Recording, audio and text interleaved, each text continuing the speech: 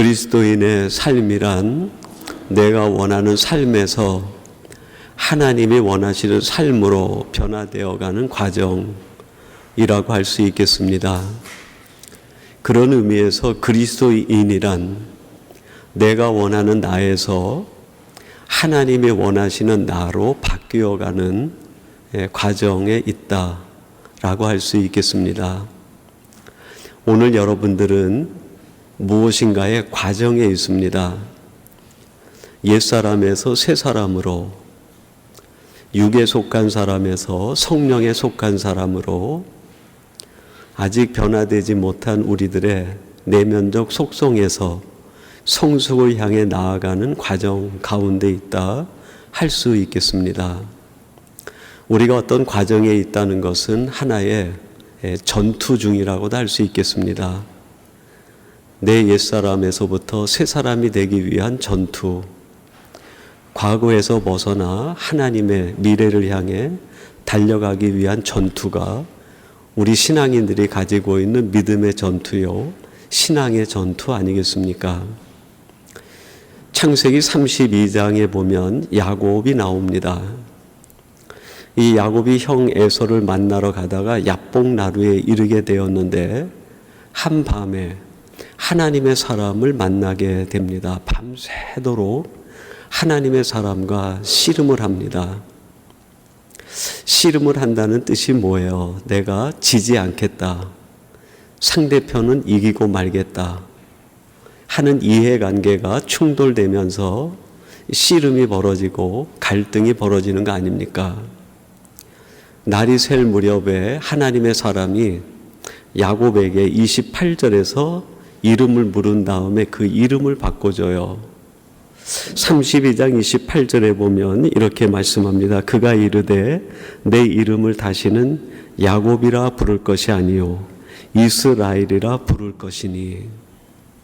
야곱이라는 이름의 뜻이 속이는 자, 그런 뜻이 있어요. 또 다른 뜻으로는 경쟁하는 자 하는 뜻이 있습니다. 밤새도록 야곱이 씨름할 때 빼앗기지 않으려고 했던 게 뭘까요? 바로 이 속에 감춰두었던 속이는 마음, 경쟁을 해서라도 내 것을 더 갖고자 하는 마음, 이걸 빼앗기지 않으려고 밤새도록 씨름한 거 아니겠어요? 하나님의 사람이 야곱을 붙들고 밤새도록 싸운 까닭이 뭘까요? 어떻게든지 그 야곱 속에 있는 야곱적 속성, 이거를 깨뜨리고 이거를 완전히 붕괴시켜야 되는데 그걸 빼앗기지 않으려고 하니까 하나님의 사람은 그걸 빼앗으려고 밤새도록 씨름한 것 아니겠습니까? 여러분, 우리가 살아가면서 만나는 많은 갈등은 정말 내려놓으면 아무것도 아닌데 그거 내려놓지 못해서 그거 붙들기 위하여 밤새도록 씨름하는 일이 얼마나 많습니까? 내려놓고 나면 참 별것도 아니었다. 내가 왜 이런 걸 붙들고 마음을 괴롭히고 내 인생을 이렇게 괴롭혔을까? 후회스러운 것들이 얼마나 많습니까? 그렇게 하나님의 사람이 밤새도록 씨름한 다음에 그의 이름을 묻고 이름을 바꿔줘요. 너는 이스라엘이라 하라. 승리자라는 뜻입니다. 승리자라고 할 때 그 이름의 뜻 속에는 아버지의 마음이 담겨 있는 거죠. 이제 야곱아, 너는 승리하는 사람이 되라. 그게 이름을 지어주신 야곱을 향한 아버지의 마음 아니겠습니까? 야곱은 자기가 되고 싶은 대로, 하고 싶은 대로, 살고 싶은 대로 삶을 살면서 세상에서 큰 걸 이루길 원했어요. 그런데 하나님이 그에게 원하시는 것은 승리하는 사람이 되라. 이게 야곱을 향한 아버지의 마음이었어요. 그러면 도대체 무엇에 대한 승리일까요? 첫째는 세상에 대한 승리, 두 번째는 죄에 대한 승리, 세 번째는 가장 싸워 이기기 어려운 상대인데 자기 자신에 대한 승리.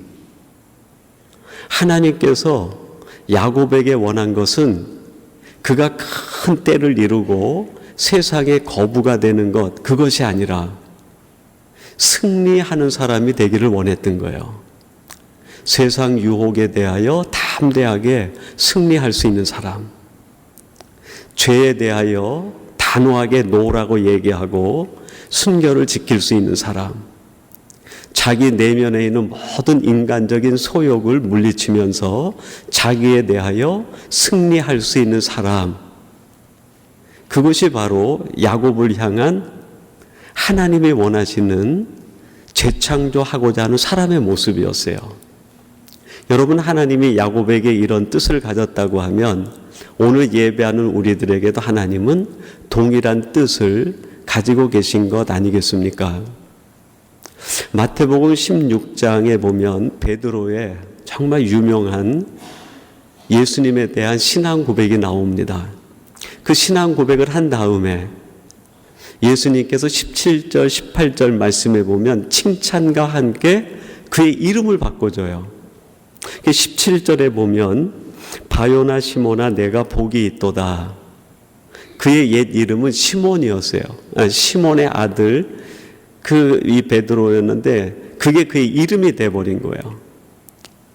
그리고 그 이름을 바꿔주면서 너는 베드로라. 근데 여러분, 시몬 이란 이름의 뜻이 직역을 하면 듣다 그런 말이에요. 듣다. 근데 이거를 주석하는 데에서는 의역을 해가지고 귀가 얇은 사람 이렇게 주석을 했어요. 여러분, 우리가 사람들 이야기에 잘 흔들리는 사람을 가리켜서 귀가 얇다 그렇게 얘기하지 않습니까? 시몬이라는 이름의 뜻이 듣다라는 뜻에서 귀가 얇은 사람.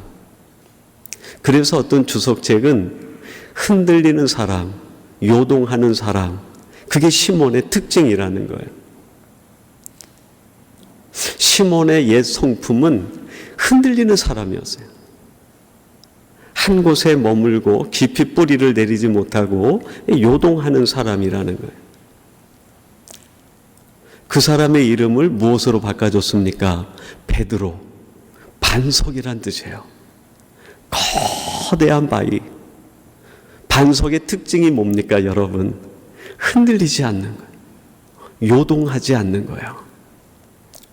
늘 자신이 원하는 것, 자신이 갖고 싶은 것, 하고 싶은 것 때문에 흔들리고 요동하던 시몬을 주님이 만나셔서 그에게 원하시는 새로운 삶의 모습으로 창조되기를 원했는데 그게 반석 같은 사람이라는 거예요.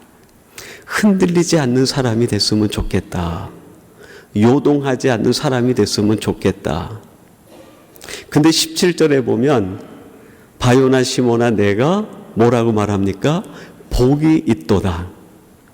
여기서 말하는 복은 뭘까요? 소유를 많이 갖는다든지 무병장수한다든지 세상의 권력과 부귀 영화를 가진 것이 복이 아니라 마태복음 16장 17절이 말하는 시몬을 베드로로 바꿔주신 사이에서 복이라고 말한 것은 흔들리지 않는 게 복이에요. 요동하지 않는 게 복입니다. 시냇가에 심은 나무가 뿌리를 깊이 내리고 시절을 따라 꽃을 피고 열매를 맺을 수 있는 결정적인 이유가 뭡니까? 흔들리지 않기 때문에, 요동하지 않기 때문에 꽃이 피는 인생이 되고 열매 맺는 축복의 사람이 되지 않습니까?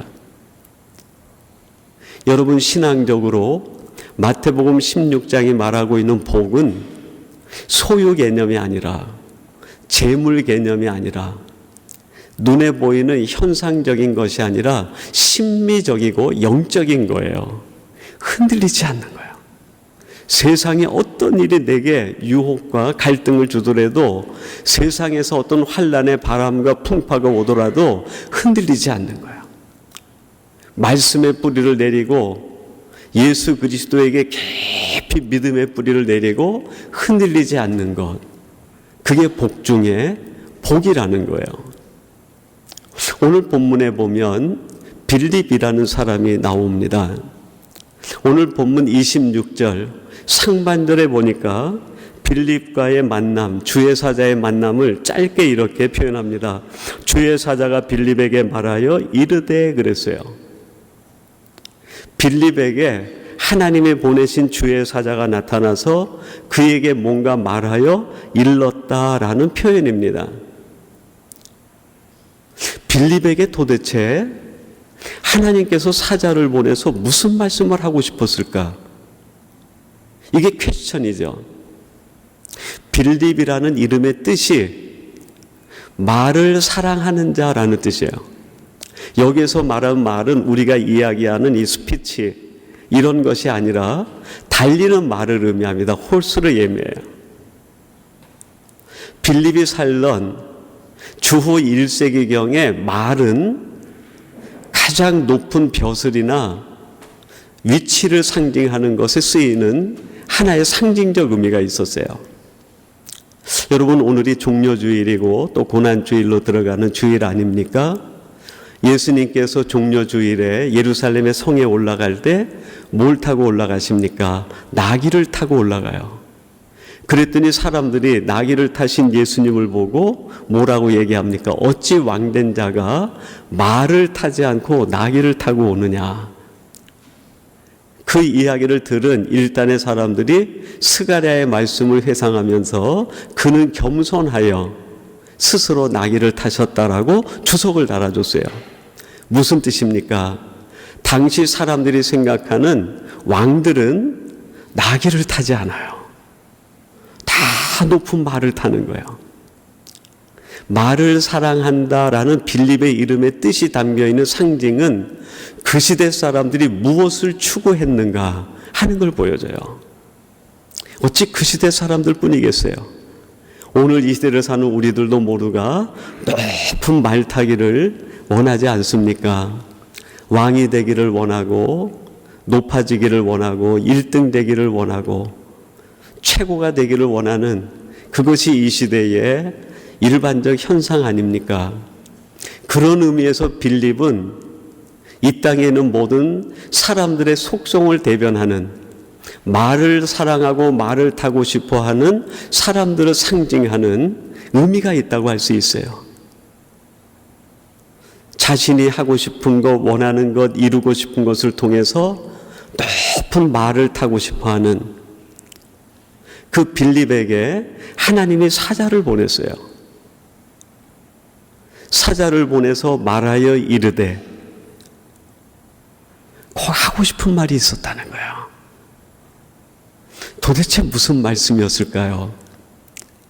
우리가 서론에서 같이 나눈 것처럼 빌립이 하고 원하고 취하고자 하는 것이 아니라 그에게 하나님이 찾아와서 말씀하고 싶었다는 것은 지금 빌립이 추구하는 것 외에 하나님이 원하는 다른 삶이 빌립에게 정말 중요한 삶이 있다는 것을 말씀하고 있는 거 아닙니까? 빌립이 추구하는 빌립, 세상 사람들이 추구하는 세상 사람이 아니라 하나님이 원하시는 사람, 하나님이 추구하는 인생이 따로 있다는 거예요. 하나님이 원하는 삶, 하나님이 원하는 내가 따로 있다는 거예요. 신앙이란 이걸 발견하는 것. 그리스도인으로 산다는 것은 이걸 깨닫고 내가 원하는 나의 삶을 종지부찍고 하나님이 원하시는 나의 삶을 살기 위해서 치열한 자기 전투, 자기 싸움을 하는 사람들이에요. 그러면 좀 더 구체적으로 주의 사자를 보내서 빌립에게 말하여 이를 정도로 하나님이 꼭 그에게 원하시는, 하나님이 원하는 삶 알려주실 것이 있다고 했는데 그게 뭘까?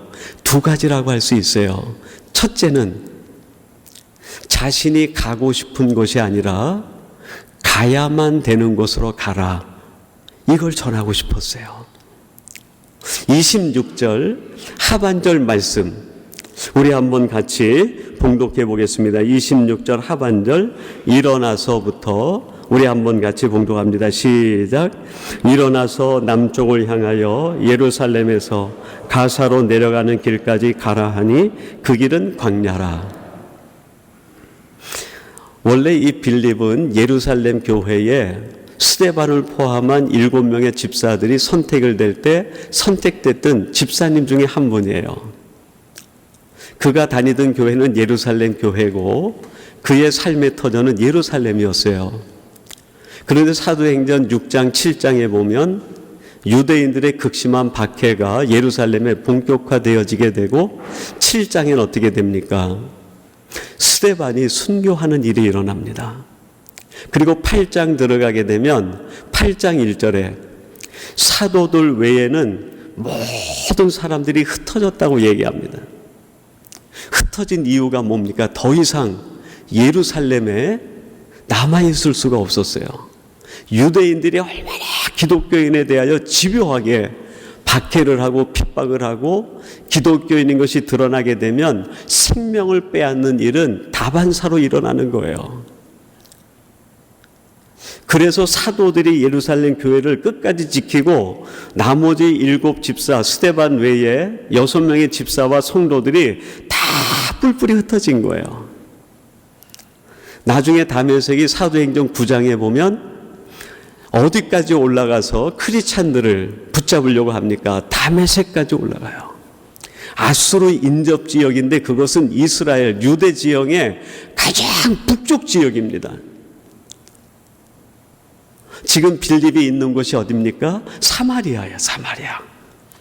사마리아는 예루살렘으로부터 약 한 40km 이상 떨어진 북쪽 지역이에요.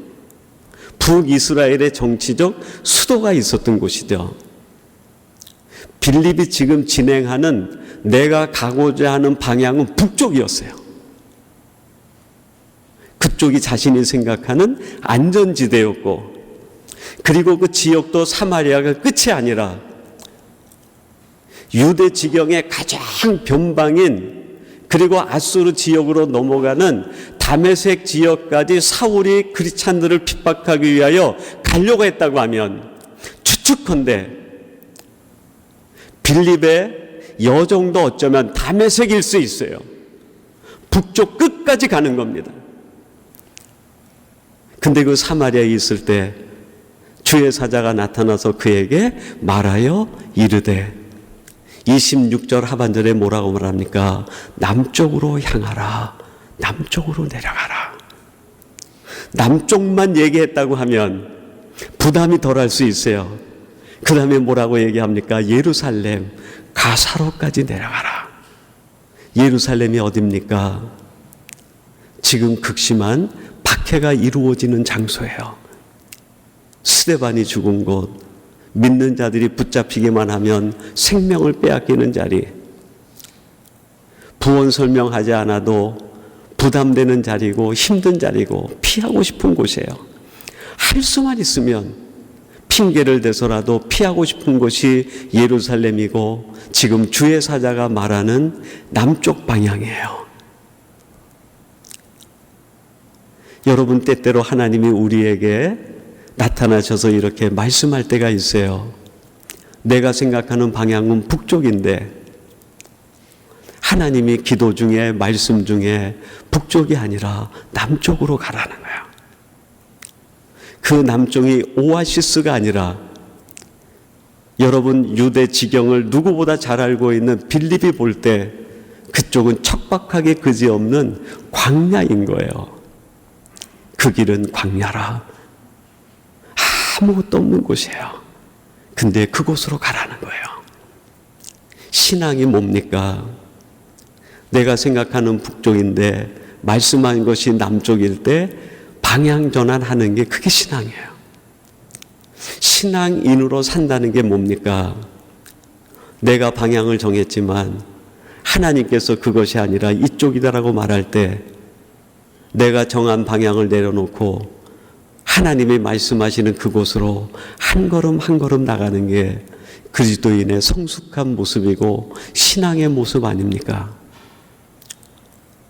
두 번째, 하나님이 원하시는 삶을 말할 때 오늘 본문이 우리에게 주는 메시지 중에 하나는 내가 하고 싶은 것이 아니라 해야만 되는 일을 하라 하는 메시지예요.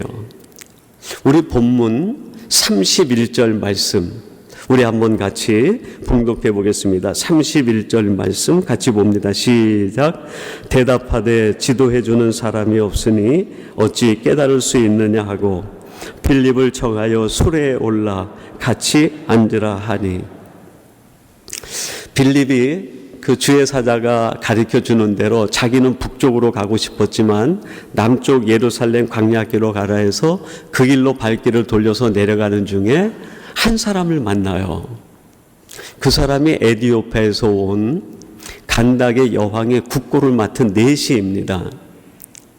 에디오피아 지역은 아프리카 지역처럼 아주 까만 피부색을 가진 그런 사람은 아니어도 인도인과 비슷한, 그리고 아프리카 사람과 중간 정도의 거무스름한 얼굴을 가지고 피부색을 가진 사람이에요.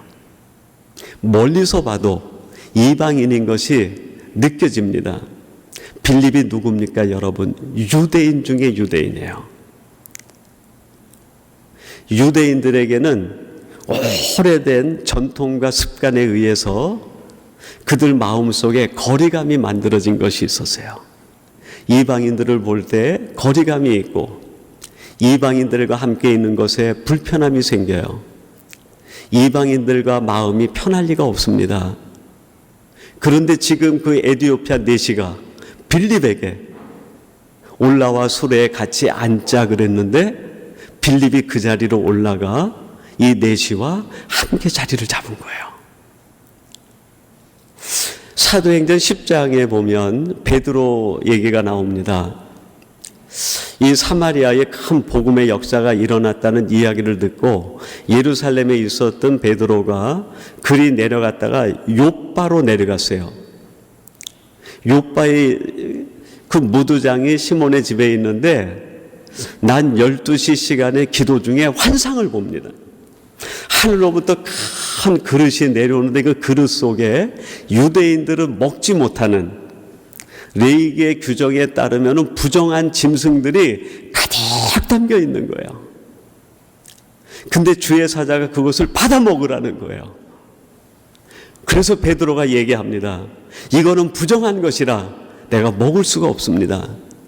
그랬더니 그릇이 다시 하늘로 올라갔다가 또 내려오기를 3번씩 반복을 해요. 3번째 받아 먹으라 하는데 또 같은 대답을 해요. 이건 부정한 짐승이라 내가 먹을 수 없습니다. 이 그릇에 담긴 짐승이 상징하는 게 뭡니까? 이방인들이에요. 당시 유대인들의 입장에서 이 이방인들은 자신들이 상종할 수 없는 사람이에요. 마음에 먼 거리가 있는 사람들이고 그들을 볼 때마다 불편한 사람이에요. 그들을 볼 때마다 마음이 얼마나 부담이 되는지 몰라요. 여러분, 사도 베드로가 누굽니까? 부활하신 주님을 만나고 내가 나를 사랑하느냐 3번씩 하는 질문에 주님, 내가 주님의 사랑받은 것처럼 사랑하겠습니다. 이 사랑 가지고 살겠다고 고백하고 예루살렘에 와서 예루살렘 교회를 목회하는 수장이 된 사람이에요. 사랑으로 똘똘 뭉친 사람이 이방인에 대하여 거리감이 좁혀지지 않는 거예요. 이 위대한 사도 베드로가 이방인에 대하여 이런 거리감이 있었다고 하면 여러분, 빌립은 어떻겠어요? 더 심각한 거 아니겠습니까? 저 위대한 예루살렘의 수장인 베드로가 아직 이방인에 대하여 마음이 편치 못하다고 하면 빌립 역시 이방인에 대하여 편치 않은 사람이에요. 같이 하고 싶지 않았습니다. 멍에를 맺고 싶지 않았어요. 눈도 맞추기 싫었습니다. 같이 일한다는 것은, 같이 대화한다는 것은 더더욱 싫었어요. 근데 여러분, 강건하여 주의 사자가 가르쳐주는 메시지가 뭡니까? 그 사람을 만나 함께 대화하라. 내가 하고 싶은 것이 아니라 하나님이 가르쳐준 해야만 되는 그 일을 감당하기 위하여 결단을 내린 거예요. 여러분, 도대체 이 빌립이 이 위대한 인생의 방향 전환과 그의 행동의 위대한 결단은 무엇으로 비롯됐을까요? 그것에 대한 비밀을 빌립이 오늘 본문 말씀 우리는 31절까지 읽었지만 32절, 33절에서 이렇게 우리들에게 공개하고 있습니다. 도대체 빌립을 변하게 한 것이 무엇인가? 빌립을 이렇게 인생 대방향 전환을 이루고 삶의 결단을 이루게 한 그 주 요인, 핵심 동기, 이유가 뭔가? 32절, 33절 우리 같이 봉독해 보겠습니다. 시작. 읽는 성경 구절은 이것이니 일러스되 그가 도살자에게로 가는 양과 같이 끌려갔고 털 깎는 자 앞에 있는 어린 양과 조용함같이 그의 입을 열지 아니하였도다. 그가 굴욕을 당했을 때 공정한 재판도 받지 못하였으니 누가 그의 세대를 말하리요. 그의 생명이 땅에서 빼앗김이로다. 누구에 대한 이야기입니까? 예수님에 대한 이야기. 그분이 우리를 위해 십자가 지신 이야기. 여러분, 빌립이 변화된 것은 세상 철학 때문이 아닙니다. 빌립의 인생 방향 전환이 이루어진 것은 그가 가진 마음의 욕망 때문이 아니었어요. 빌립의 삶의 결단을 만들게 한 것은 메시아 예수 그리스도, 그분 마음에 심어진 십자가가 빌립의 인생의 방향 전환을 이루고 빌립에게 위대한 결단을 하게 했습니다. 사랑하는 성도 여러분, 오늘 그 주님께서 우리들에게 똑같이 자신의 몸과 피를 흘리고 찢어 이 성찬의 자리로 우리를 초대해 주셨습니다. 여러분이 성찬은 비밀입니다. 빌립이 예수님과 십자가를 만나 자신의 인생의 대전환과 삶의 결단이 이루어졌듯 이 성찬을 통해서 우리가 예수님을 만나고 십자가를 경험하게 되면 우리에게도 똑같은 결과가 일어날 줄로 믿습니다. 오늘 이 성찬에 동참하면서 여러분의 인생의 대방향 전환과 여러분의 인생 삶의 놀라운 결단이 이루어지기를 주님의 이름으로 축원합니다. 우리 같이 기도하겠습니다. 하나님 아버지, 오늘 주신 말씀을 통하여 빌립의 삶을 변화시킨 것, 빌립의 인생을 수정하고 위대한 방향 전환을 이루게 한 것은 그가 가진 지식, 재능, 그의 꿈, 목표가 아니라 그가 만난 예수님, 그 마음에 심겨진 십자가가 빌립으로 하여금 인생 변화를 이루게 하였고 삶의 결단을 이룬 것 알려주시니 감사합니다. 오늘 이 시간 우리의 삶의 결단을 촉구하시고 우리의 인생 방향 대전환을 이루시기 위하여 그 주님께서 성찬을 베풀어 주셨으니 감사합니다. 이 성찬에 동참하여 우리들에게도 빌립과 같은 거룩한 순종의 역사가 일어나게 하여 주시옵소서. 예수님의 이름으로 기도하옵나이다. 아멘.